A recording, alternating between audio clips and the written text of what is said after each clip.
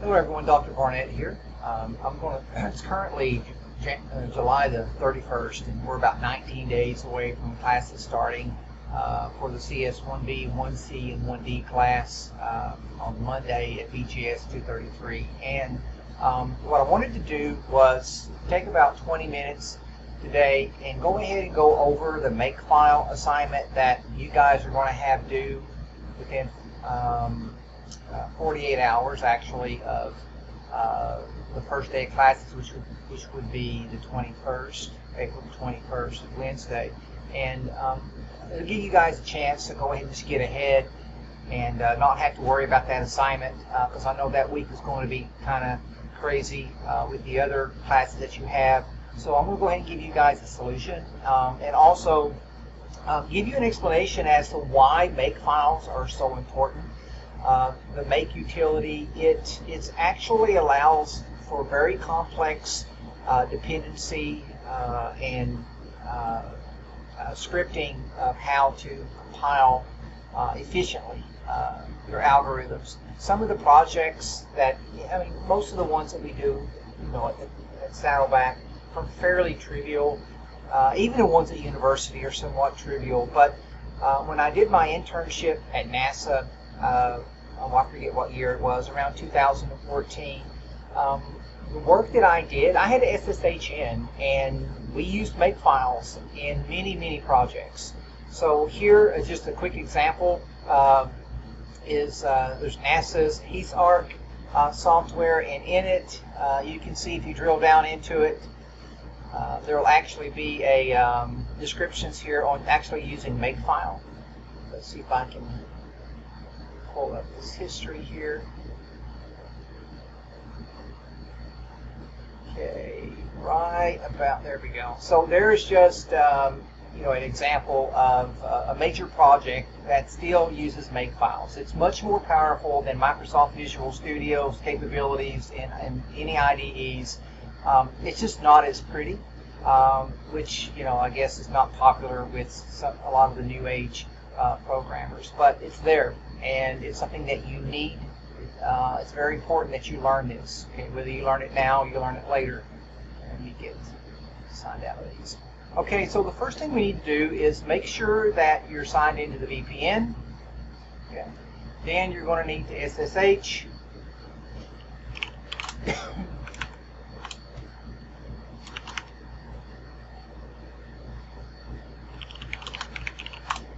Okay. And then just a brief discussion on tmux. I'm going to use the terminal multiplexer so that I can divide my screen into two different windows, and also it saves my work, or actually it allows me to, in the event that the session gets terminated inadvertently, I don't lose my work. If I have a program running, I don't, later on, you guys in CS1D, you're going to have programs that are going to take several hours to complete. Some will actually take a couple of days. You're working on up to 10 million different numbers, and you're doing things like sorting them and other functions or computations with them, that some of them can really take, like I said, several days to complete. And the last thing you want to have happen is the thing to be 90% complete after running for 2 days, and all of a sudden the server disconnects or something happens and you lose all that work. It just kills the application. But see, with tmux, it keeps the session running. And the only way that your program could ever stop running is either, number one, it bombs out because of some mistake that you did in coding, or if the server goes down. And if that's the case, which that almost never happens anymore, I should say. So it's very stable. Okay, so we want to use tmux so that we can be protected against any kind of inadvertent disconnects. So to do that,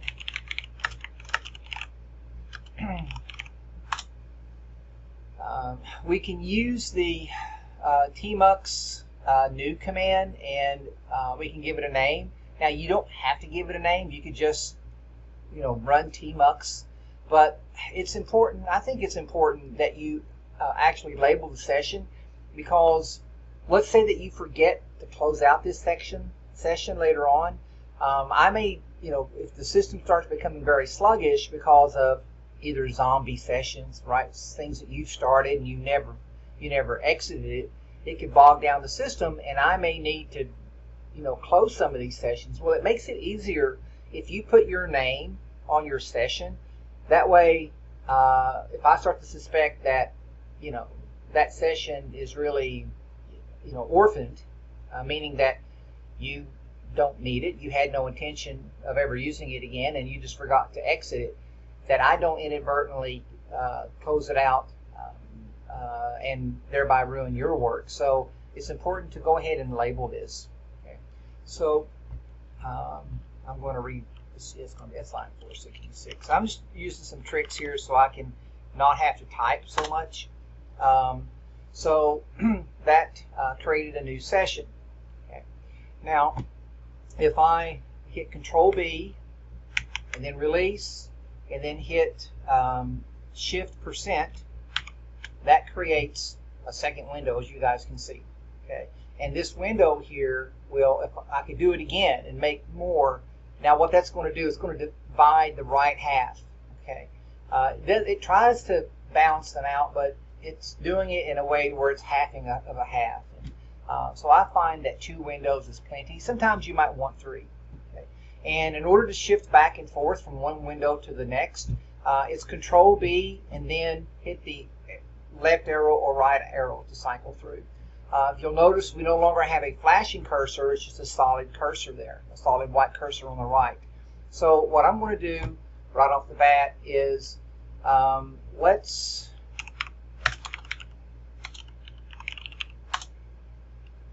change directory into my CS1D. If you don't have this directory, you need to make it. Okay. All right, and what I'm going to do is, let's see, I've already made directory mkdir a0.3. That directory already exists for me, and if I try to enter it again, of course I'm going to have a problem, but it won't do it. It just says the file already exists. So you're going to need to create that directory yourself. Now, where do these directories all go? You'll need to, everyone's going to have their username under the home directory. That by default, that's where you're logged in, right, when you SSH in, and then you tmux, it's there, right? You can see here, if I shift back over to the left, which is Control B, left arrow, if I print my working directory, you'll see that I'm in my user account, home/instructor. And then everyone is going to have a documents directory. It's already there. It's already populated for you. Okay, it should be empty, right, when you go to it. And so when you go into that, this should all be empty, and then you'll just make directory CS1D, make it all caps. Don't just stick stuff any place, because I have to be able to find your work. Okay, I have scripts that go through and auto grade your assignments, or sometimes I manually grade it, but either way, I don't want to be looking in every nook and cranny of directories. All right, so I'll harp on this to the point to where I'll start deducting points on assignments if you continue to fail to do that, because it's, like I said, we have to be extremely efficient in how we do this. Okay, and very, very organized. So once you've created your CS1D or 1B or 1C, whatever your course is that you're taking, go ahead and change directory into there. It's a CD. Now here you'll see I already have some stuff in here. So yours is going to be empty because it's a brand new one. And now both of my window panes, I'm at the same place. Okay. Now the first thing that we're going to do is let's just take a quick look. You're going to create your file, and if you take a look at main.cpp, okay, change directory to A0.3. Okay. So use Nano, jump into this, and create a very simple program. Go ahead and put, a very small amount of comments here. This is your program, who you are, the date that you've worked on this assignment, and the assignment number and a small description. And here we're just including one external header file called foo.h, and as you can see, all that main is doing is calling foo and then quitting. It's a very small toy problem. Okay. Now, if we have a look at foo, same thing. Now, foo's going to need bar.h, and foo just outputs to the terminal foo, and then it calls the function bar. And then function bar, same thing. It doesn't need any header files. It's going to output bar, and then it's going to return. Okay. Now the bar.h is just holds the prototype. Okay. And foo.h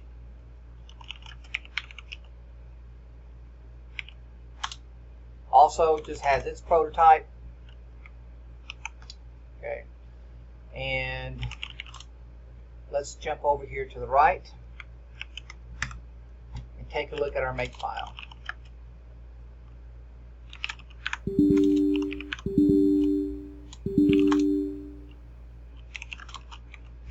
Would help if I get in the same directory. Now the make file, this can either be uppercase M or lowercase m. Make recognizes both. Okay, it also recognizes a third format called GNU make file, but that's that's kind of going to the extremes. We don't need that. So here, what I want to do is I actually want to comment these out, and we're going to go over these one at a time.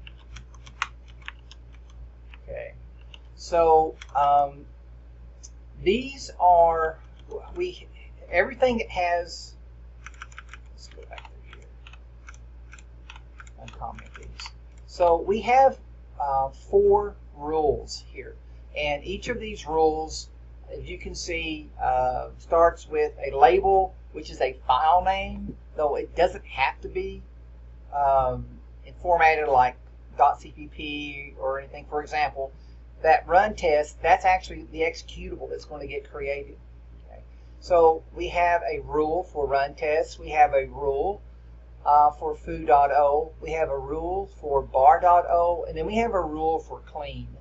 Now I'm going to clean is really convenient when, for whatever reason, you want to recompile everything. So that's a standard. And we put this at the end. Okay. Now by default, make file, and the default can't be overridden as far as I know. Starting from the top down, the default rule that's going to get executed whenever you type make is the first rule, whatever it is. Okay. Now in this case, to better explain this, I'm going to comment these out, and I'm only going to leave bar and clean, bar.o and clean. Those are the 2 rules. Now each rule, the right-hand side of a colon are the requirements, okay? Which means that those files have to be in existence before this rule can be executed. And if it's not, if that file doesn't exist, make is going to look for that dependency, okay? And if that dependency doesn't exist, if it's not there, for example, if bar.cpp does not exist in my current directory, make is going to generate an error. It's going to say, look, I tried to run this default rule called bar.o, and it requires bar.cpp. Well, that's nowhere to be found. You got to fix that. Okay. So now, as you know, bar.cpp does exist. If I shift over to the left and do a listing, and I like to do a long listing here with the -L so that I can see the time frames as well, because that's going to come and be important here in a minute. So what will happen is make, in this case, will see that bar.cpp exists, okay, and then it's going to also see that what it's going to do is attempt to compare the timestamp of bar.cpp with bar.o. But bar.o doesn't exist. Okay, that target doesn't exist. So what will happen is if either the target doesn't exist, like in this case, or bar.cpp has a newer timestamp than bar.o, or if I invert it, if bar.o has an older, if it exists and it has an older timestamp, then this command will be ran, which is compiling.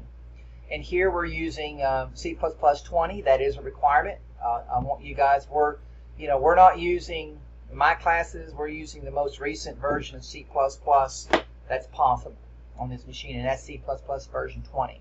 There's a lot of advanced features with that even I don't, I'm trying to figure out myself. But I don't like teaching students material that's 15, 20 years old. Okay.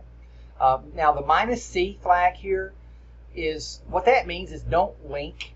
There's no linking, so there's not going to be a main somewhere for this function to be linked to. Okay.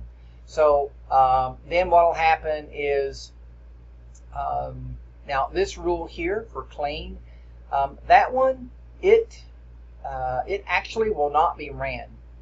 Okay, it's not going to be ran at all because the default rule doesn't reference it. Okay, well, you're like, well, why is it there? Well, it's there so that I can call it manually if I ever want to remove all these .o files and remove the executable. You see, that's where make clean comes in from. You might have saw me run it a few moments ago. So here, I need to save this file. Control O, and then save it. And then I'm going to jump back to the left. Control B, hit the left arrow. Now, if I clear this and type make, you'll see that it only ran. It didn't run the remove. It just ran the command that's on line 8. Okay. By the way, these line numbers are there by default. Okay, they're not a part of the program. All right, so now if we take a listing,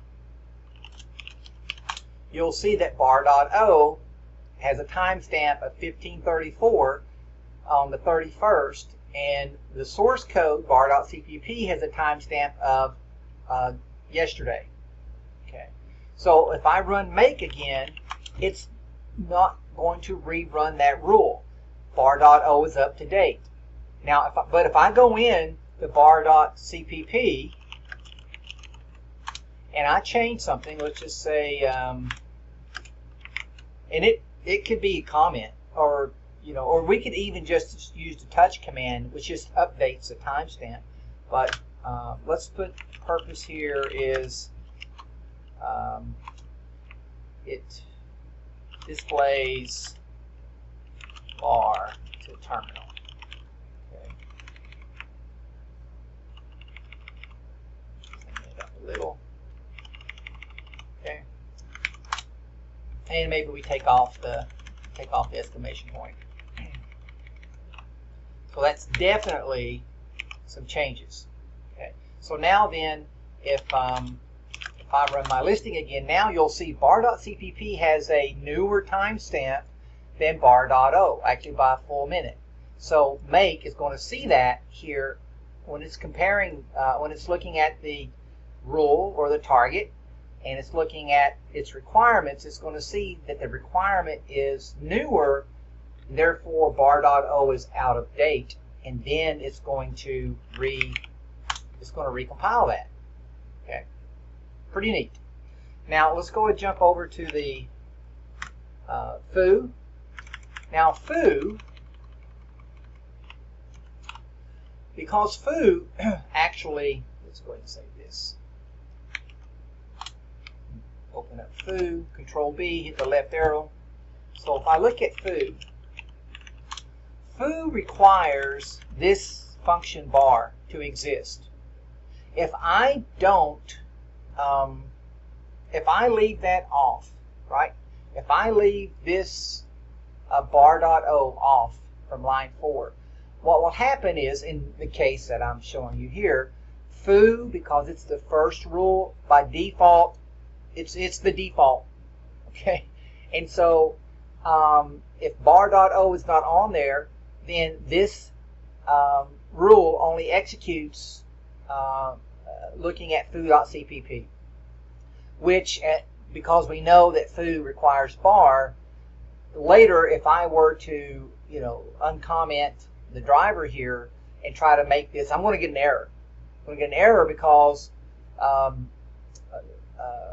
if bar.o doesn't exist, right? If I do a make clean and it doesn't exist, then there's nothing telling it to call this rule down here on line 7. Because remember, it's from a top down. Okay? So each rule, if they're not tied together, right? If these bottom ones don't tie to the top, it's like following a maze or following a string. If that string doesn't touch down to the bottom, it's not going to get executed. Just like make clean or clean is not going to get executed ever unless I tell it. I can say make on the command line and have it clean, you see. So that has to be on here, right? So now if I clear and if I type make, notice that foo is compiled. Also notice that bar.o is not, because it's up to date. It wasn't changed. Okay. So so now if I ran make again, it says foo is up to date. Notice it didn't say bar is up to date with it, because bar.o is no longer the default rule and it's not going to get ran. Okay. It's not going to get ran. In this case, it's not going to get ran because foo.o is newer, 1538, than bar.o, which is 1536. Now, if I go in here and I edit bar.cpp, and I'm going to put an exclamation point here at the end. I mean, I don't have to. I could just use the touch command to just update the timestamp. Now, watch what's going to happen. Bar is out of date, and because bar is out of date and foo requires bar, both bar and foo, notice it's from the bottom up, is getting executed. Okay. All right. Last bit here. Okay. Now I want you to use run test as your executable. Okay. Not a.out, not a0.3.out. Run test. Many of for CS1D, I'm going to be providing most of your make files for the major projects, and they all have a run test. That's the name of the executable. So I want you to get comfortable with this. So notice here that I had to include, right here is the executable that's being created. I'm changing with the -o flag to say that the output of the executable is run test. And then here, we're compiling and linking foo.o and bar.o. Now, I don't need to put bar.o up here because it is inherited through foo.o. Okay. So now then, if I save this and jump back to the left and run make, you'll see now it actually compiled or ran that first command, which compiled the main and linked those, and then if we do a listing, there's my run test. Okay. So if I were to change bar.cpp, every one of these will get remade because foo is dependent upon bar.o, and if bar.o is newer than foo.o, then foo.o is going to get recompiled. But that rolls back up to the run test because foo.o was recompiled and it's going to be newer than run test, then that main.cpp is going to be re-executed or recompiled. Now finally, the last thing I'm going to say is if foo.o changed and bar.o and run test did not change, then bar.o would not be recompiled, but foo.o would be recompiled as well as main. Okay, so let's show that quickly. So I'm going to change this and put an exclamation point at the end of this. Now, if I type make, notice that foo went from the bottom up. Foo got recompiled, but bar did not, because it was up to date. Okay. So now then, if I run, you see we have our new output. Okay, guys. So for this assignment, what I want you to upload is a screenshot showing your make file, just like what I have here. This is, let's see here. Do an ls -l, okay, and then actually, let's see, make. Okay, so the two screens that you see right here on the left and the right, this is what I want you to show me. Okay, and how that I know that it's your work is that your username is going to be here. Okay, so if you have any questions, by all means, email me in Canvas. Don't email me on Outlook. Email me in Canvas. And we'll talk about this on the first day of class. Okay, guys, enjoy.